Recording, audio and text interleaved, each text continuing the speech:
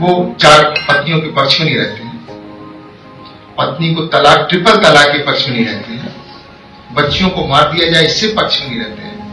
लेकिन जो कठमुल्ला है, जिसे कह लीजिए आप, सब गलत है, लेकिन कहने में गुरेज नहीं है, क्योंकि वो देश के लिए घातक हैं, बिगाड़ने वाले लोग हैं, जनता को भड़काने वाले लोग हैं, देश आगे ना बढ़े इस प्रकार के लोग हैं, उनसे सावधान रहने की जरूरत है। ये भाषण सुना आपने?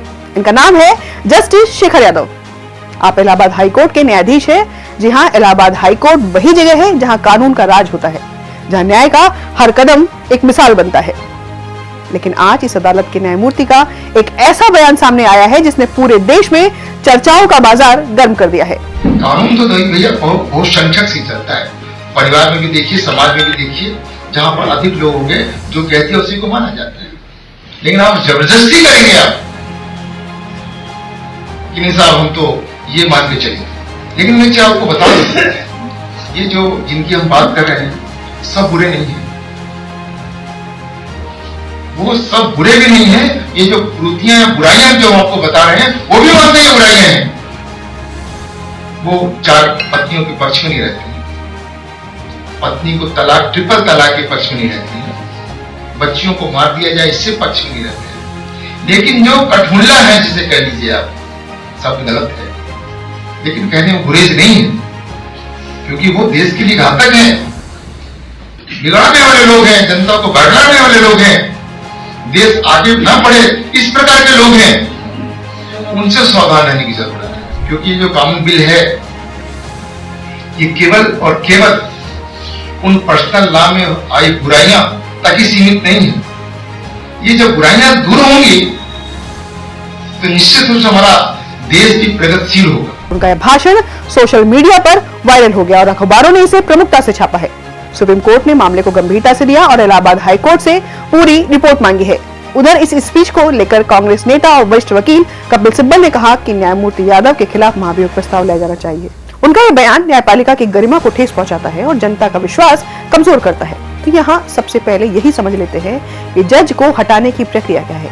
अपने देश में हाईकोर्ट के जज के खिलाफ महाभियोग यानी इम्पीचमेंट की प्रक्रिया संविधान के अनुच्छेद 124(4) और न्यायपालिका अधिनियम के तहत निर्धारित की गई है और ये प्रक्रिया बहुत ही जटिल है।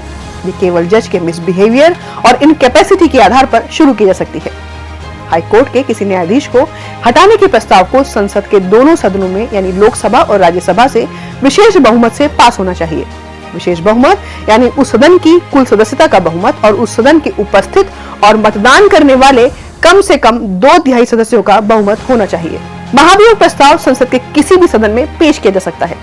लोकसभा में जज के खिलाफ महाभियोग का प्रस्ताव पेश करने के लिए कम से कम 100 सांसदों का समर्थन चाहिए।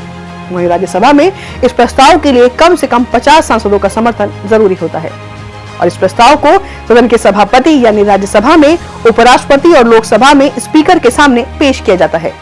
उनकी ओर से मामले की प्रारंभिक जांच के लिए एक समिति बनाई जाती है और इस समिति में सुप्रीम कोर्ट के एक जज, एक हाई कोर्ट के मुख्य न्यायाधीश और एक विशिष्ट कानून विशेषज्ञ होते हैं और यह समिति जज पर लगाए गए सभी आरोपों की जांच करती है और रिपोर्ट सौंपती है और अगर आरोप सही साबित होते हैं तो संसद के संबंधित सदन में महाभियोग का प्रस्ताव पेश किया जाता है। एक सदन से महाभियोग प्रस्ताव पारित होने के बाद उसे दूसरे सदन में भेज दिया जाता है। वहां से भी प्रस्ताव पास होने के बाद उसे राष्ट्रपति के पास भेजा जाता है। राष्ट्रपति की मंजूरी के बाद जज को पद से हटा दिया जाता है। हालांकि जिस महाभियोग की चर्चा हो रही है, इस तरह के मामले पहले भी हुए हैं। जस्टिस पी रामास्वामी के खिलाफ सन 1993 में महाभियोग प्रस्ताव लाया गया था, लेकिन यह पास नहीं हो सका। 2011 में जस्टिस सौमित्र सेन के खिलाफ राज्यसभा ने प्रस्ताव पास किया, लेकिन उन्होंने इस्तीफा दे दिया। बहरहाल अब सवाल यह है कि क्या न्यायमूर्ति यादव के खिलाफ भी यही प्रक्रिया शुरू होगी या फिर मामला किसी और मोड़ पर जाएगा? ये तो आने वाला समय ही बताएगा।